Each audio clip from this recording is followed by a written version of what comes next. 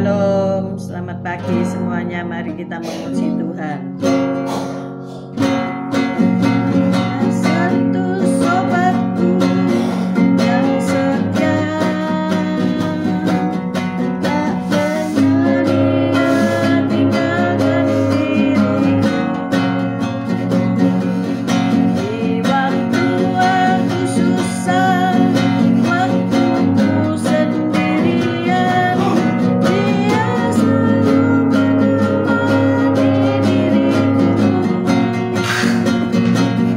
Ada satu sobatku yang setia, tak pernah dia tinggalkan diriku. Di waktu aku susah, waktuku sendirian, dia selalu menemani diriku. Namanya Yesus, namanya Yesus, nama Yesus yang memikat hatiku. Namanya Yesus, namanya Yesus, nama Yesus yang mengikat hatiku. Ada satu sobatku yang setia, tak pernah dia tinggalkan diriku. Di waktu aku susah, waktuku sendirian, dia selalu menemani diriku. Namanya Yesus, namanya Yesus, nama Yesus yang menghibur hatiku. Namanya Yesus, namanya Yesus, nama Yesus yang menghibur hatiku. Nama Yesus yang menghibur hatiku. Nama Yesus yang menghibur hatiku.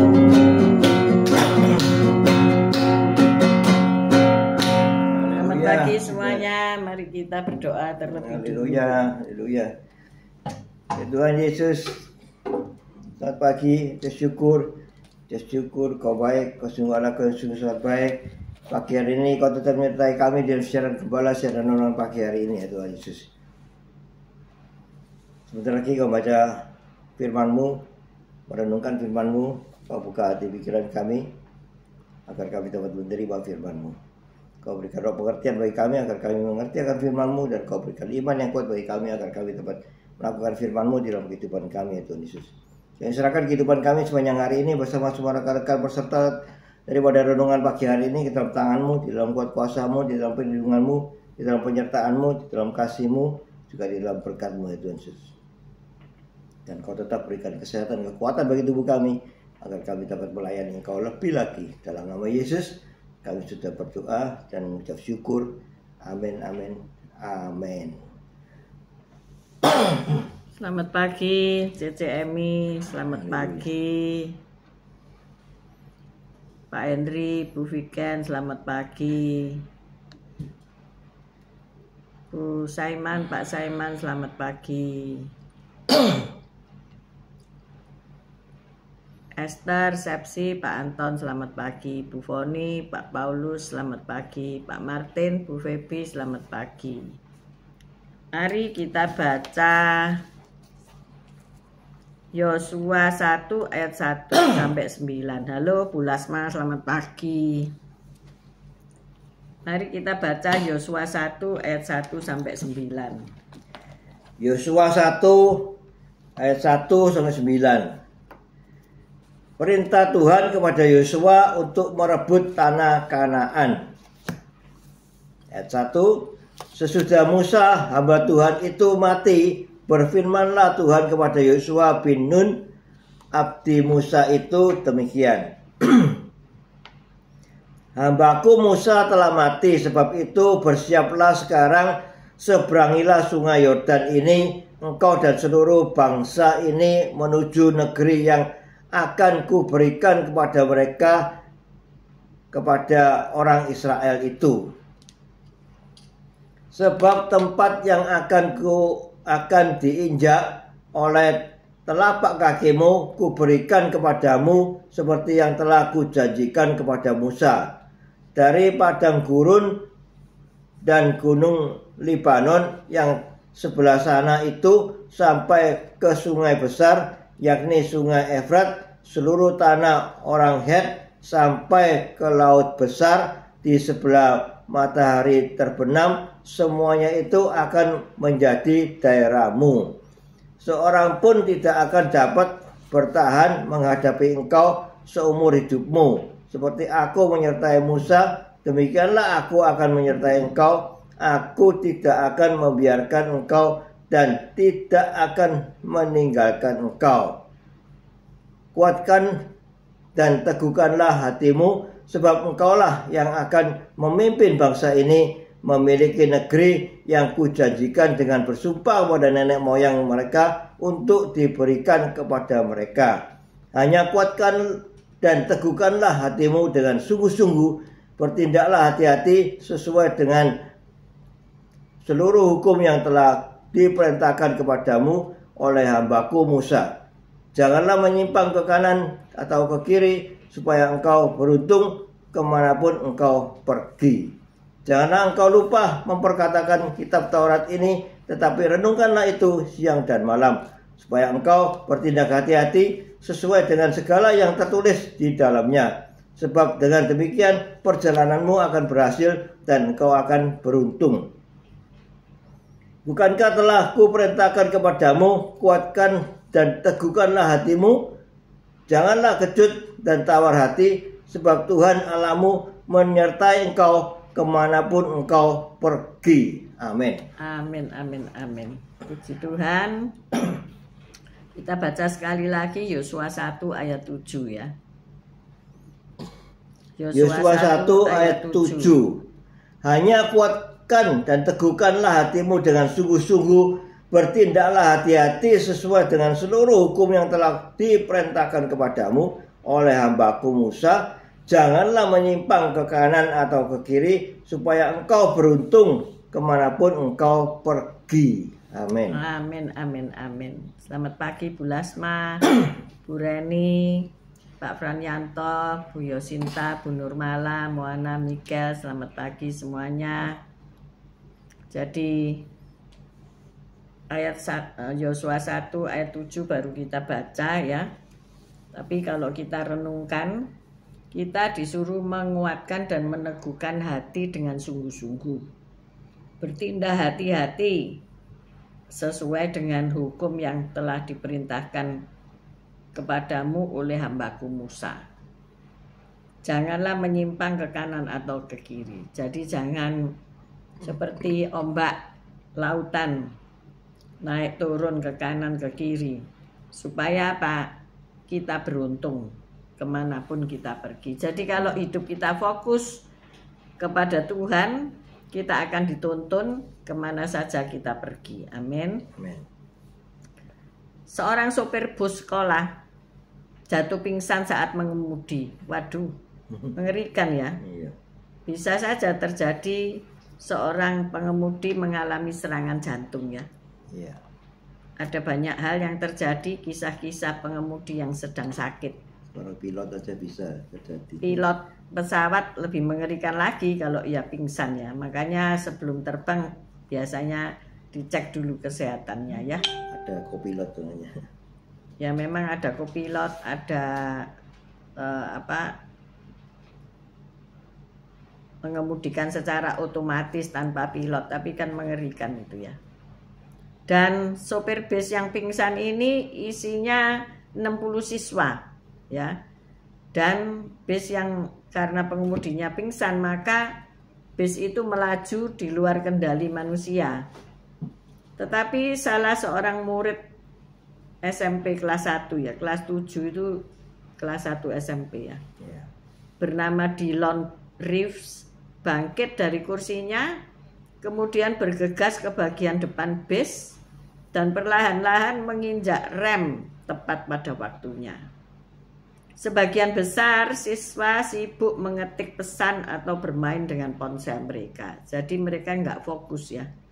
Ketika mereka naik bis, maka mereka main ponsel semua. Nggak memperhatikan jalanan dan tidak memperhatikan sang sopir.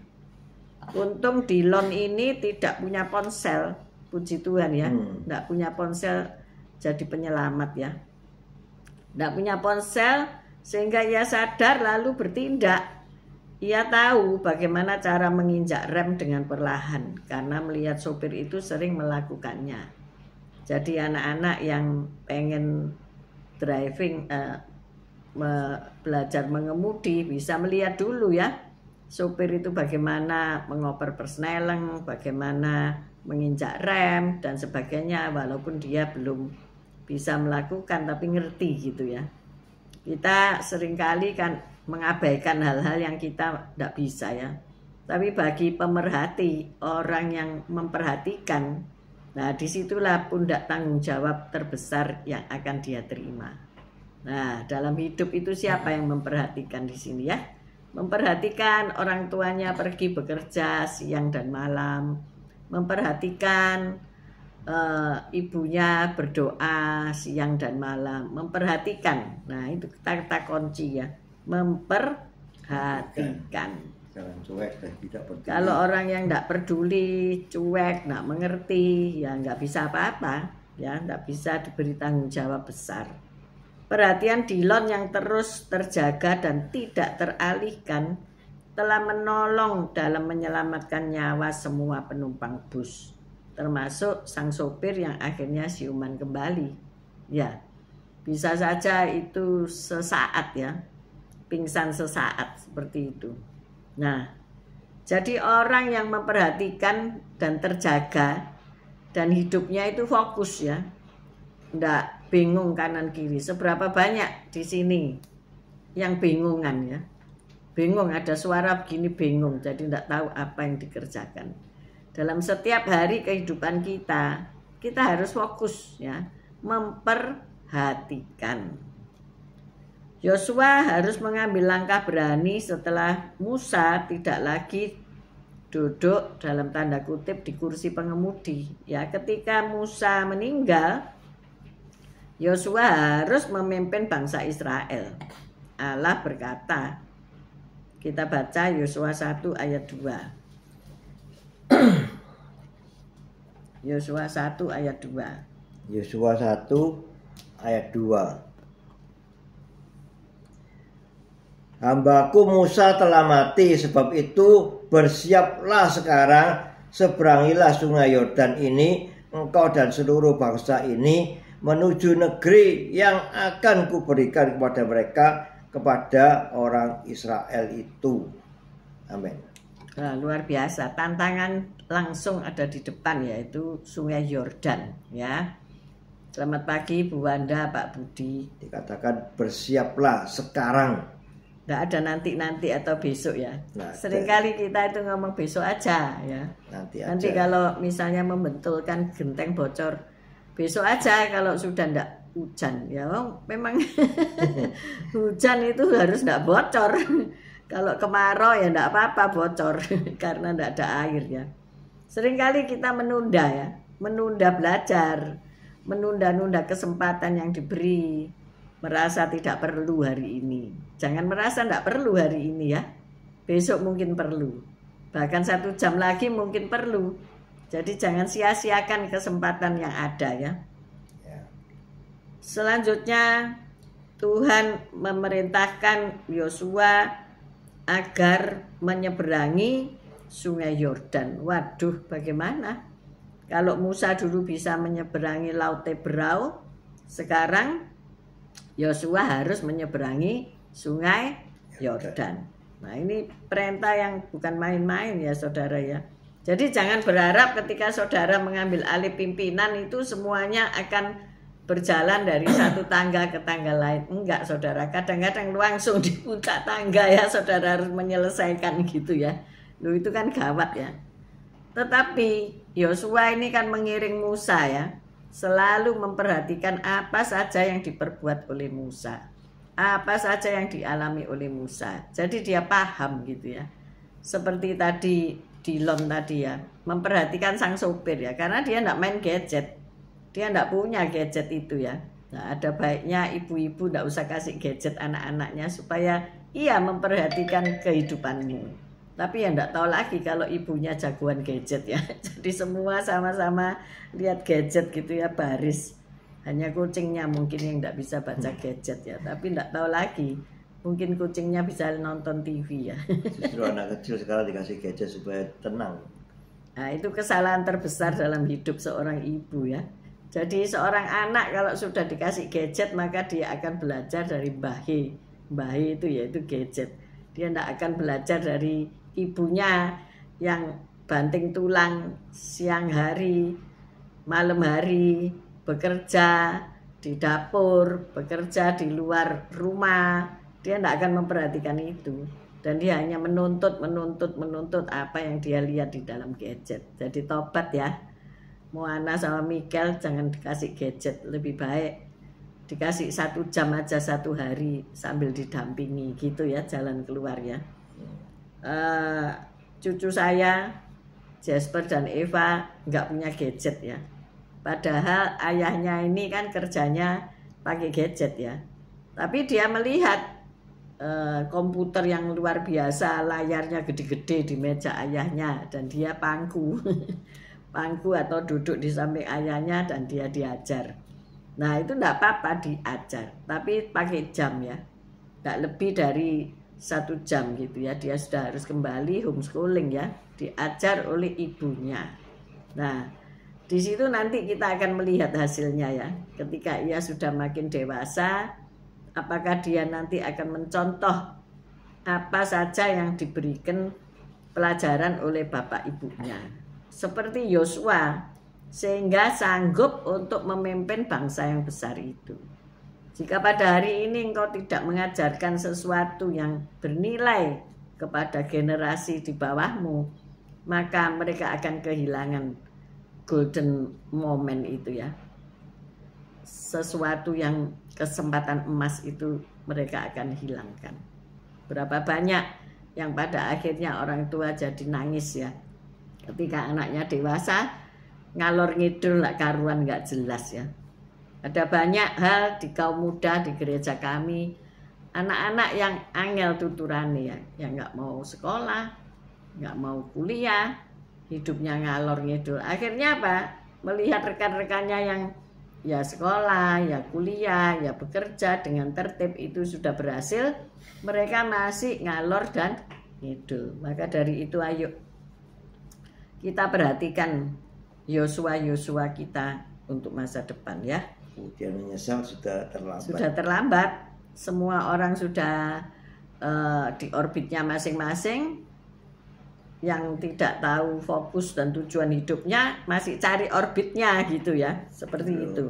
SMA tidak mau sekolah, jadi sekarang mau cari kerjaan, perusahaan minta ijazah, tidak punya ijazah SMA, jadi sulit untuk kerja. Ya, itu salah satu kendala ya, karena pendidikan dasar aja tidak mau melaluinya ya, maunya sing enak-enak, sing mau tidak diberi disiplin ya, enggak mau jadi murid. Murid itu disciple, artinya apa? Tertib ya, didisiplin, ditertibkan. Nah, kita dapat terganggu oleh handphone dan hal-hal lain yang menyebabkan kita mengalihkan pandangan kita dari Allah dan hikmat yang terdapat dalam kitab suci. Ya, 2 Timotius 3 ayat 16 sampai 17 kita baca. 2 Timotius 3 ayat 2 Timotius 3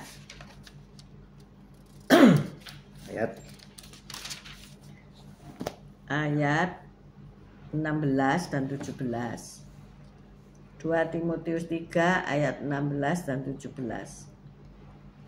Segala tulisan yang diilhamkan oleh Allah, yuk kita baca 1, 2, 3. Segala tulisan yang diilhamkan Allah memang bermanfaat untuk mengajar, untuk menyatakan kesalahan, untuk memperbaiki kelakuan, dan untuk mendidik orang dalam kebenaran. Nah itu ya. Jadi kalau kita mendidik orang itu suruh baca firman ya. Tapi ada banyak orang yang nggak mau baca firman. Ya. Karena apa? Males, mungkin tulisannya kecil-kecil. Tapi sekarang kan sudah ada Alkitab suara, ada gadget. Males karena apa? Merasa tidak butuh, belum butuh. Nanti suatu saat kalau dibutuhkan baru dibaca. Sudah kasep saudara, waktu itu sudah berlalu ya. Jadi pagi hari ini ayo kita renungkan di Ibrani 12 ayat 2. Ibrani 12 ayat 2, fokus ya, fokus hidup kita.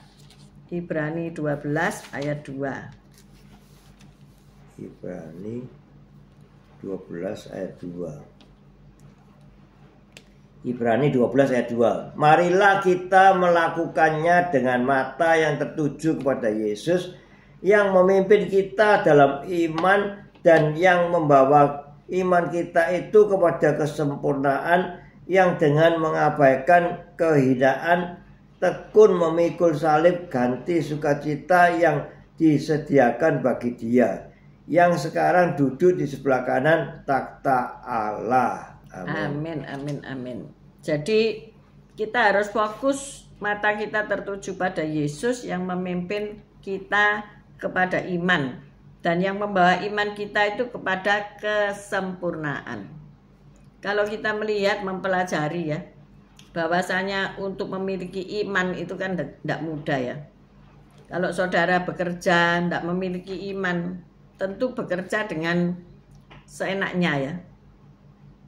Coba saja begini, saudara membuat masak gitu, tapi saudara tidak fokus, tidak memiliki iman bahwa masakanmu ini nanti disukai banyak orang, ya tentu pasti cemplang, masakannya tidak enak. Tetapi ketika engkau bekerja dengan sungguh-sungguh, menciptakan masakan itu dengan sungguh hati, tentu orang lain juga memuji enak tenang gitu ya. Selamat pagi Bu Lili. Bu Lili ini jago masak ya. Kalau di New York masakan Indonesia kan langka ya. Jadi orang-orang Indonesia kebanyakan masak sendiri ya. Nggak bisa beli di resto bule ya.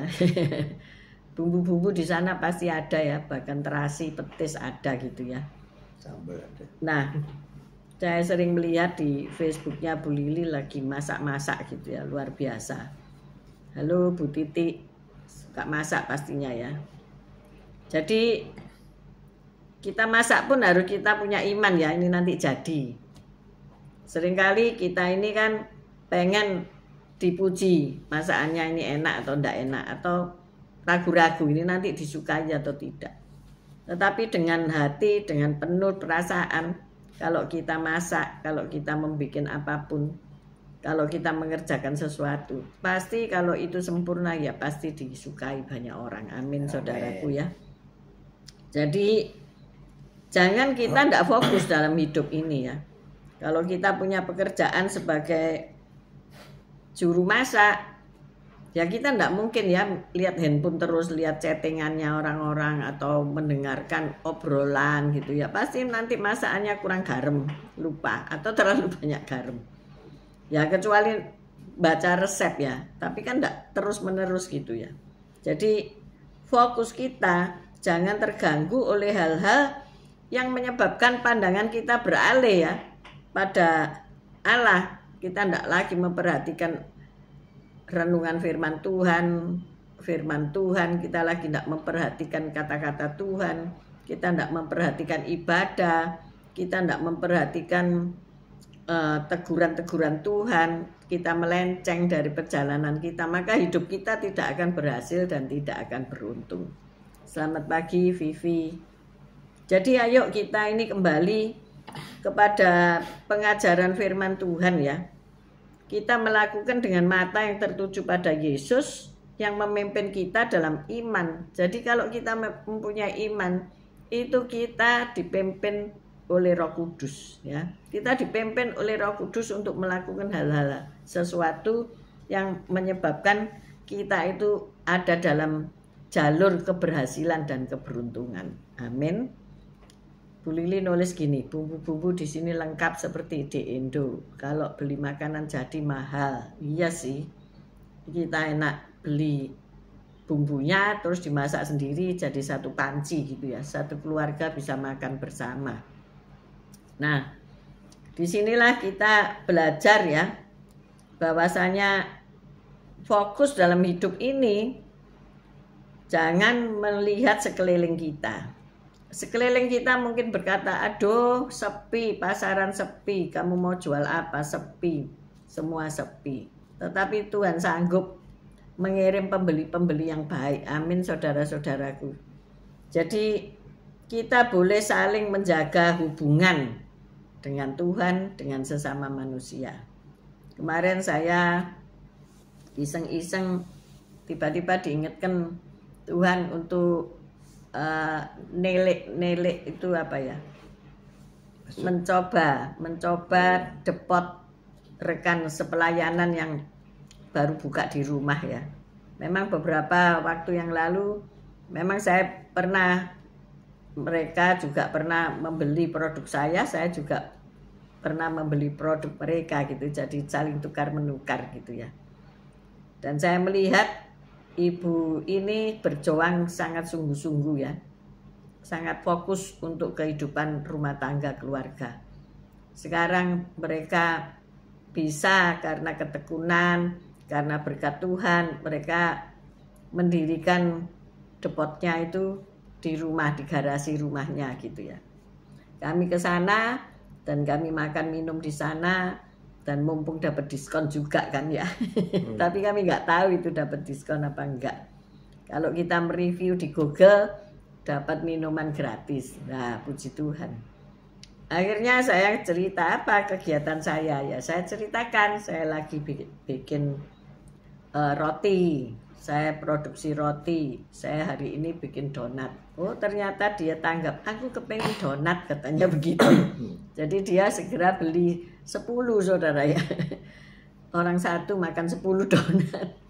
Tetapi itu sesuatu banget bagi kami ya. Karena kami kan enggak open PO ya. Jadi membikin gitu aja. Tetapi ternyata ada 2 orang yang beli langsung 10 dan 10, jadi 20 langsung.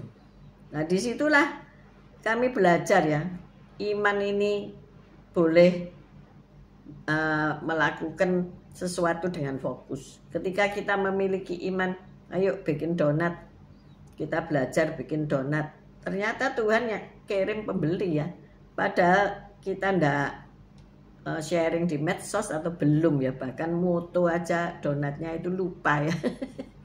Tetapi sudah habis laku. Nah inilah langkah-langkah iman yang perlu kita perhatikan dalam hidup kita. Kalau kita fokus membuat dengan baik, dengan sepenuh hati dan perasaan, bahkan seorang wis ndak usah dikasih kotaknya terlalu bagus, kotaknya sama donatnya mahalan kotaknya. Saya katakan ndak apa-apa supaya orang bisa menilai dalam kotak yang bagus itu ada kue yang lezat. Amin. Amin. Kalau kuemu memang nikmat, lezat, tapi kotaknya salah-salah, orang akan menyepelekan ya. Ini biasa gitu ya. Tetapi dengan kemasan yang bagus, itu namanya apa? Branding ya. Itu namanya apa? Kita perhatikan gitu loh. Kita perhatikan makanan itu baik dari segi mutu maupun dari segi kemasan.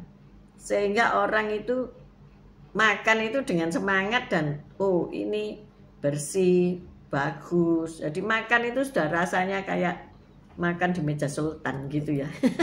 Tempat soro. Ya benar enggak. Kalau Pak Gem ini kan ekonomi ya, matematika semua dihitung semua matematika. Buat apa? Nyetakin dus mahal-mahal lu, mahal kemasan itu ya. Sangat dibuang, amat sah. Selesai makan ya dibuang. Jadi kita enggak sependapat ya.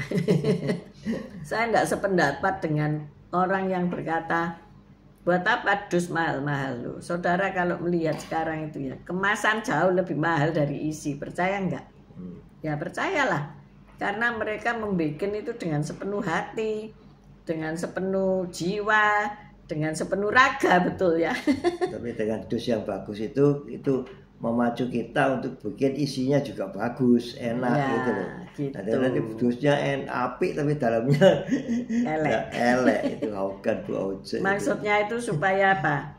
Menambah daripada omset penjualan, dalam arti oh ini bisa diberikan kepada orang.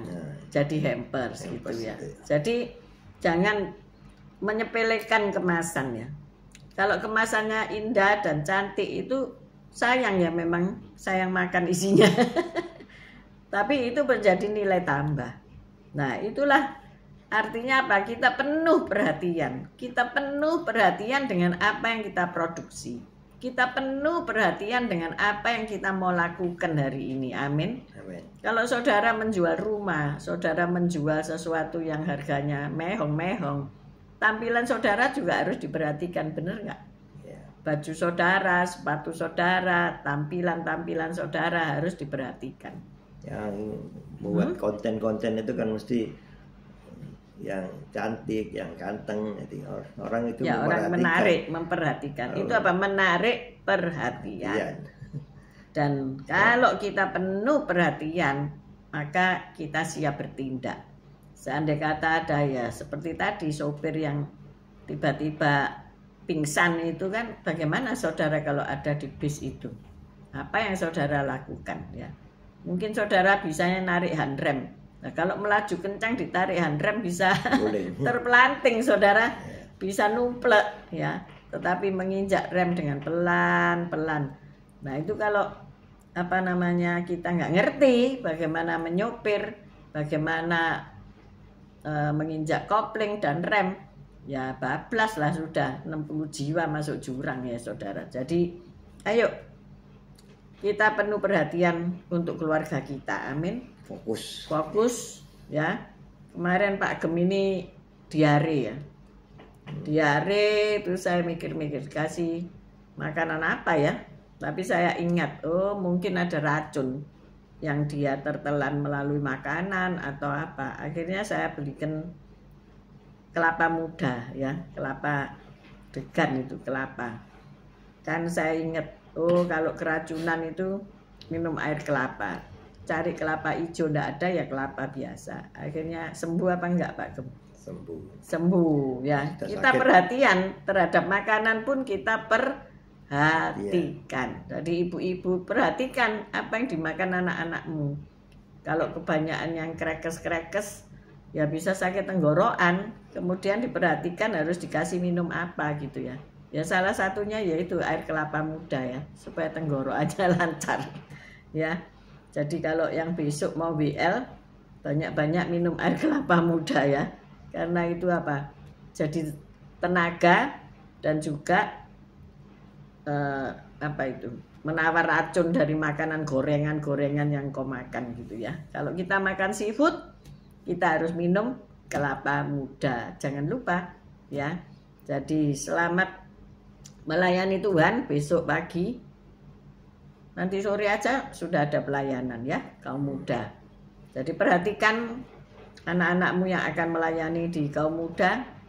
Kasih makanan dan minuman yang sehat-sehat. Amin. Amin. Mari kita berdoa. Haleluya. Terima kasih Tuhan Yesus atas firman-Mu. Kami harus penuh perhatian, fokus kepada segala sesuatu yang ada di sekitar kita. Juga kita harus fokus kepada Tuhan Yesus, di mana Tuhan Yesus juga fokus kepada kita ya.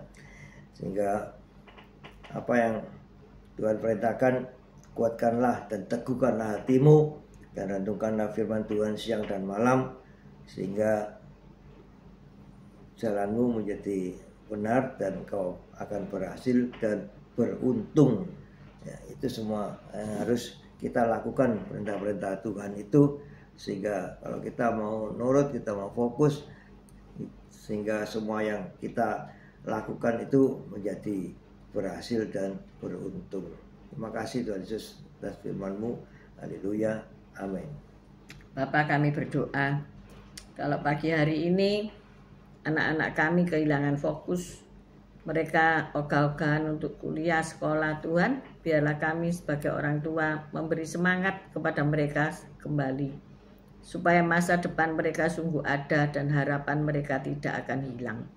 Berikan kami semangat sebagai orang tua untuk memimpin keluarga kami dengan baik, teristimewa ibu-ibu, supaya memberikan makanan-makanan yang sehat dan memperhatikan hidup anak-anaknya, memperhatikan pergaulan anak-anaknya, memperhatikan perjalanan masa depan untuk anak-anaknya, supaya mereka bertindak hati-hati dan beruntung, mengajarkan firman Tuhan sedari dini. Terima kasih ya Bapa, terima kasih ya Tuhan Yesus. Kami mengangkat kedua belah tangan kami untuk menerima berkat Tuhan. Tuhan memberkati engkau, Tuhan melindungi engkau. Tuhan menyinari engkau dengan wajahnya dan memberikan engkau kasih karunia. Tuhan menghadapkan wajahnya kepadamu dan memberikan engkau damai sejahtera. Terimalah berkat dari Allah, Bapa, Putra, dan Roh Kudus, berkat kasih, sukacita, damai sejahtera. Mulai pagi hari ini sampai Maranatha Tuhan Yesus datang untuk kedua kalinya, bahkan sampai selama-lamanya. Mari yang sudah menerima berkat Tuhan katakan bersama, amin, amin, amin. Tuhan Yesus memberkati kita semua. See you on Monday guys. Besok kita ibadah di gereja masing-masing. Jangan lupa, semangat, semangat, semangat. Haleluya.